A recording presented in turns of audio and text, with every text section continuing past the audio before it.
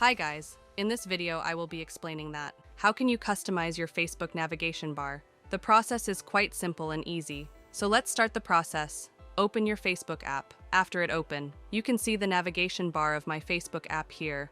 Are only 3 options of navigation bar: home, notification, and profile icon. And how can we customize this? Simply tap on these 3 lines. And from here, tap on the option settings. Simply scroll down, and you will find the option navigation bar. Tap on this one, and tap on the first option, customize the bar. And you can see from here, all the shortcuts are hidden.